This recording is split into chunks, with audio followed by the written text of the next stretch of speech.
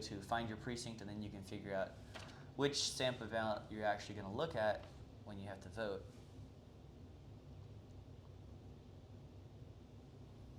Very good. So we're going to go through this, and Chandler's going to give us his top picks. 'Cause Chandler, you are running for which office was it? I'm running for Palm Bay City Council, seat 3. Seat 3. And we've known each other for 3 or 4 years now, since about COVID, and we were both really advocating for medical freedom. I was in the military at the time.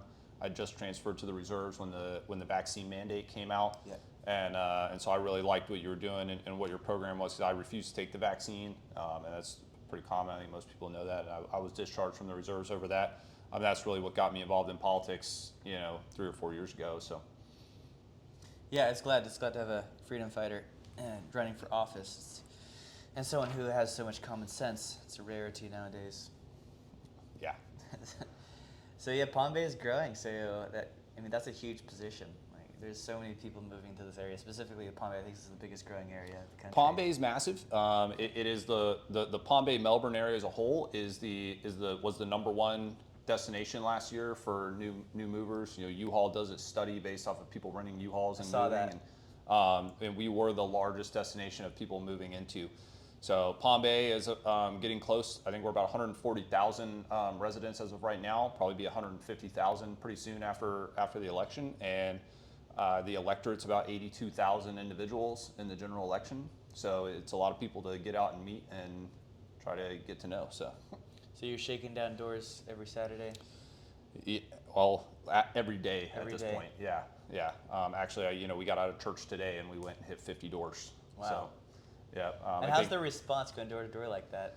The response is great. There's a lot of stuff not going well in the city right now, and there's definitely been some mistakes in the development over the past couple of years. So people are excited for a new energetic change. We've also had an empty seat, and then for a little bit we had a second empty seat. So we were doing a city of 140,000 people with only 3 council members. So I think people are really excited to get some new fresh blood and some new perspective in there to start leading as we move forward. Cool. Are we going to get fluoride out of the tap water in Palm Bay? It's definitely something I'm going to look into. Yeah. Please. We need it in Melbourne too. All right. So, yeah, we did this. It was very popular last time we did this. We went through the ballot. Yep. And then I've had a couple of patients ask me, can you interpret this? Give your picks. So if you look at the top of the ballot, I think generally these are going to be the same, whichever one you're looking at, like at least some of the bigger names, with small differences. So for this first one is United States Senator, right? And Rick Scott, that sounds familiar. He's the Republican, right? Well, yeah, so this is so I will say we're going into the primary. August is the primary. Yeah. So you have the Republican primary, you've got the Democratic primary. Yeah. And then there's a couple of local positions you can still vote for in August, even if you choose to be a nonpartisan or an independent. So we actually have printed out a Republican primary ballot. Yes. So if you're, and I'm a registered Republican, even though I'm running for a nonpartisan office, and I know the Republican candidates very well. If you are a registered Democrat and you're watching this, you're going to have totally different candidates. Yeah. And I'm not really able to speak to Right. them. I don't know them as well. But if you're a nonpartisan, you can't vote for most of these positions, but you can vote for school board and for city council. So it is still relevant if you live in those areas that have a school board or a city council race up in August. Yeah. But we were talking about the United States Senate. So that's obviously the entire state of Florida. And this is we have 2 senators that go to Washington, D.C. Currently it's Marco Rubio and Rick Scott. Rick Scott's up for re-election, and he has some opponents.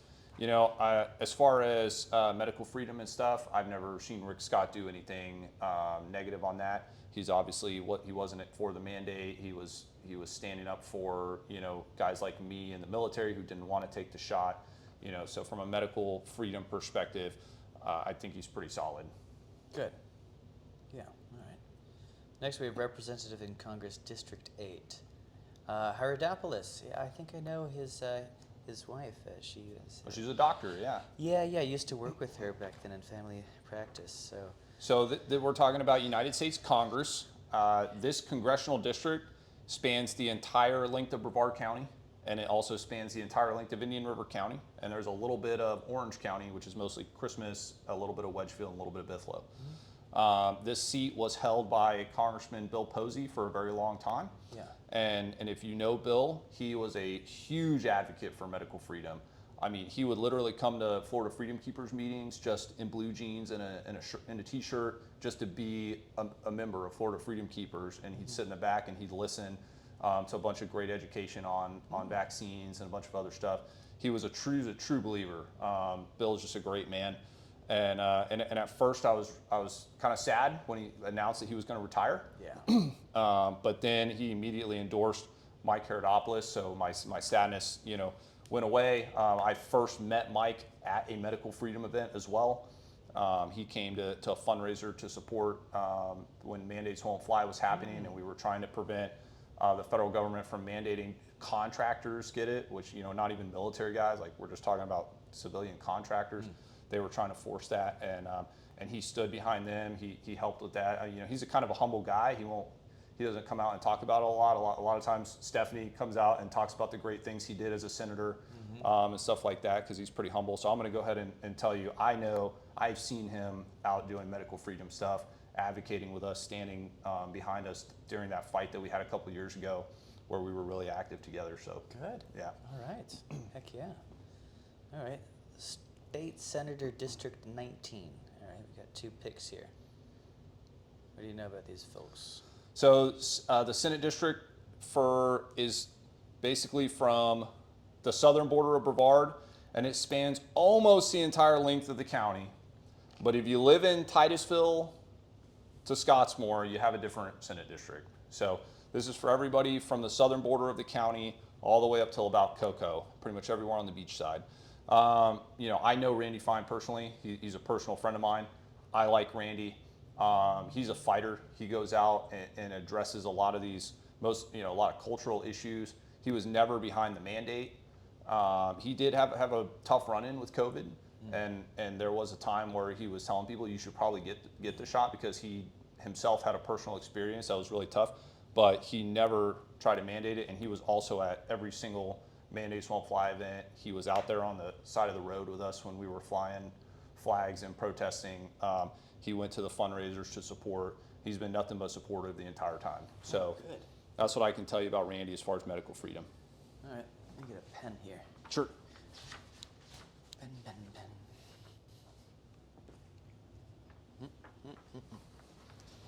All right.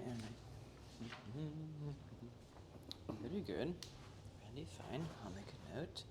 And then next we have State Representative District 33. All right. I've seen a couple of these names around town. So we've got, Brevard County actually has 5 state representatives on its delegation. You have 3 House districts, state House districts that are entirely in Brevard County. That's 31, which is up in Merritt Island, and Merritt Island, Cocoa, stuff like that. And that's represented currently by Tyler Sheroy. They're all up for re-election, but I don't think Tyler has a primary opponent. And he's been really good. He's a pro-liberty guy, great representative. But District 32 and 33, which are, the Melbourne area, which is 32, and then most of Palm Bay, West Melbourne, and Malabar is 33, and Melbourne Beach as well. Those are both up for, the person. We have term limits in Florida. So the state representative, Thad Altman, and state representative Randy Fine represented those districts, technically currently represent those districts, but they're being termed out due to term limits. So obviously we just talked about Randy, he's moving up, trying to move up to state Senate. But with an open race, you got a lot of competition, a lot of people move in. So there's some big campaigns happening in 32 and 33 right now.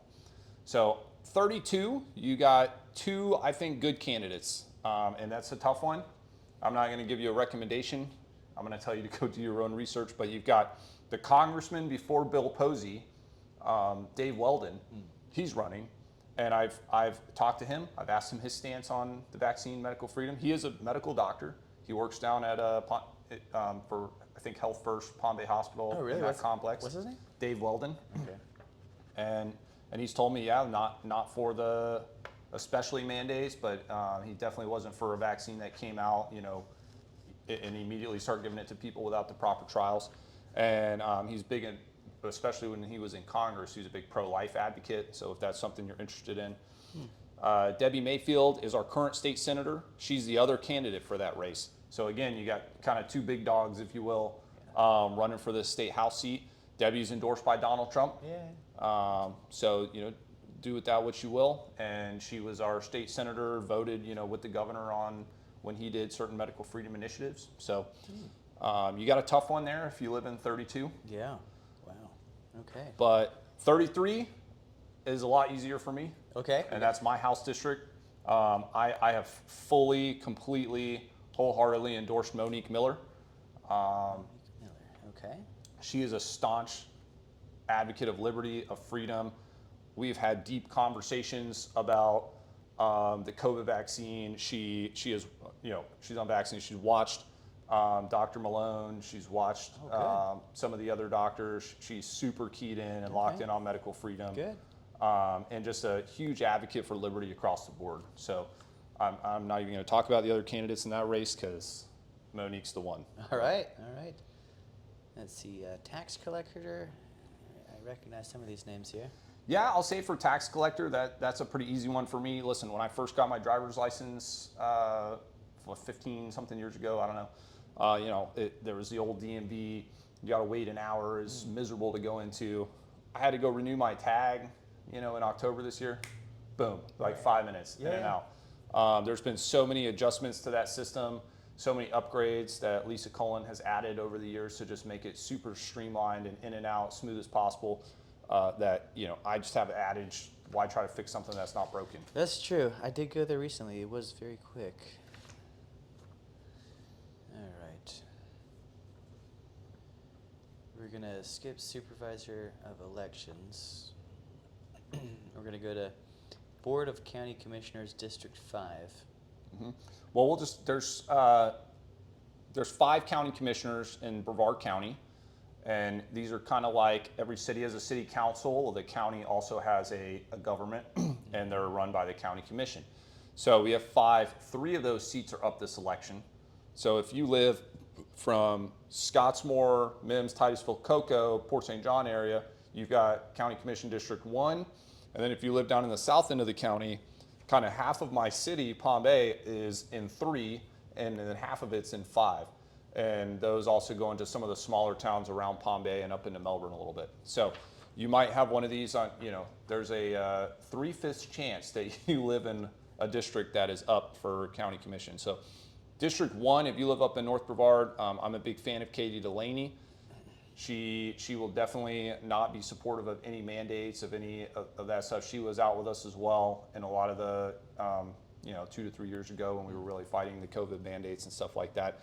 And I think Dan Diesel, when he was on the Titusville City Council at the time, he also had some good stances on COVID. He wasn't for forced maskings and shutdowns, but the other candidate in that race, not so much. So that's up in 1 again: Titusville, Mims, Port St. John, Cocoa.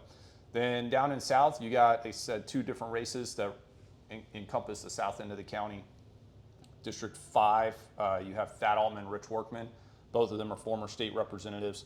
I think both of them did good things in the state house, so you're just going to have to research both of them and kind of make your mind up on that one. Okay. And then in District 3, you have John Ditmore, who's a former city councilman, running against Kim Atkinson, who's our state committee woman. So that's another one where you have 2 candidates that could probably do the job, get the job done. So you're just going to have to do some research and make up your mind on that one. All right. Very good.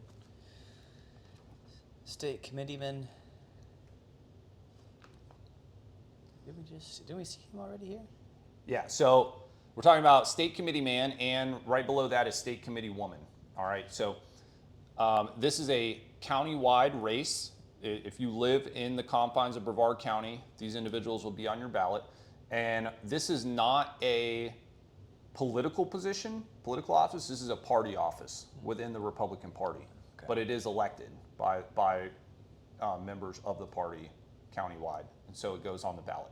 So what this position is every county has a official Republican Party. There's a bunch of little clubs and stuff. but every county has an official county party called the Republican Executive Committee, and they answer directly to the state party, the Republican Party of Florida, and the state party answers directly to the Republican National Committee, right?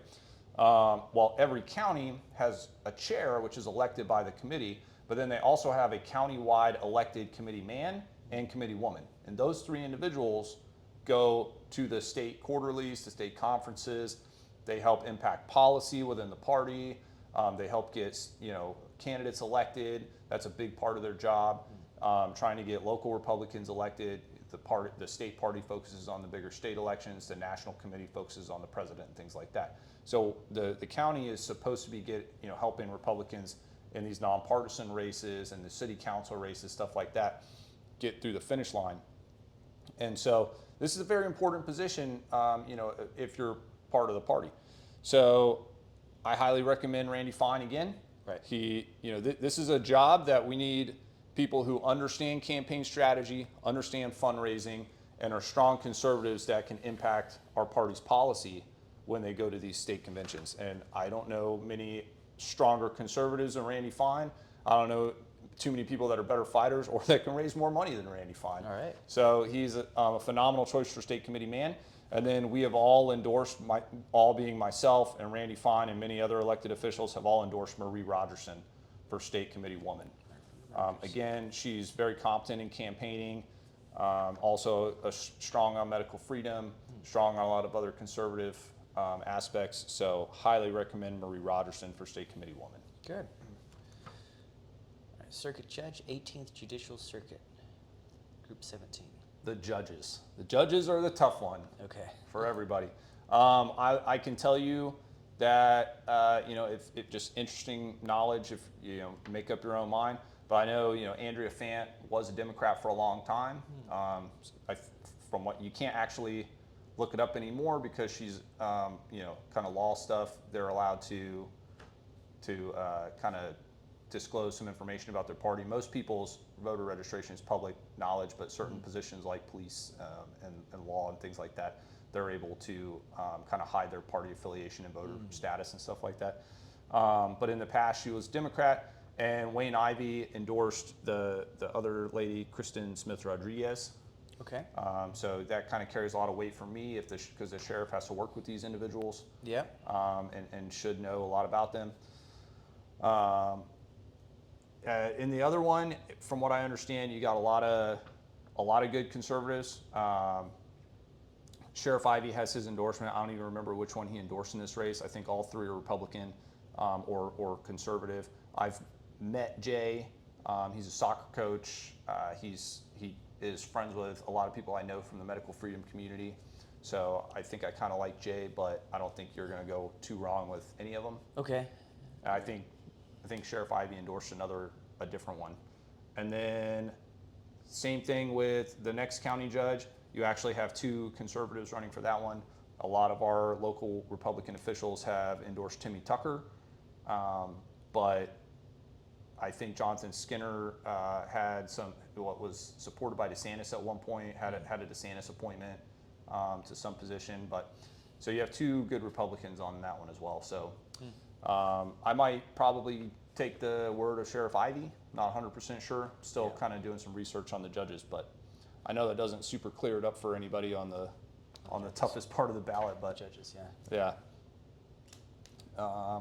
Is there any other races on any of the other ballots that are coming up? Oh, talk about Palm Bay City Council in general. If you live in Palm Bay, we have 5 seats up. Well, we have 5 seats on the Palm Bay City Council. We have 4 seats are going to be up this year. One of them is a special election, so it's not going to happen until November. So on your August ballot, there's going to be 3 seats for Palm Bay City Council. There's the mayor, who is currently the only Republican on the city council, Mayor Rob Medina. I will be voting for him for re-election. And then you have myself running in C3. I'll obviously be voting and recommending for myself in C3. And then I'm a fan of Patrick McNally in C2. I met him relatively recently. He jumped in the race at the last minute, but I've got to meet him and get to know him. And he's younger. He's 27, but he's got a great job in the space industry. He just got his MBA. He's just a strong conservative, Christian conservative, just an all-around good guy. He's a listener. He's really great at going out, listening to the people, listening to other leaders in the community and getting good ideas and just bringing it all together. And so I'm excited to have kind of that youth and energy in that seat. Good. All right. Very good. I think that covers it. kind of wraps it up for the primary primary. ballot. Yeah. We'll be back for the general. Yep. I know people probably have a lot of questions on the ballot amendments. That'll be up in the general election. So, Yeah. but that's not till November. So we'll talk about that later. Talk about that a couple months from now. Yep. All right. I'll turn Sounds this good. off.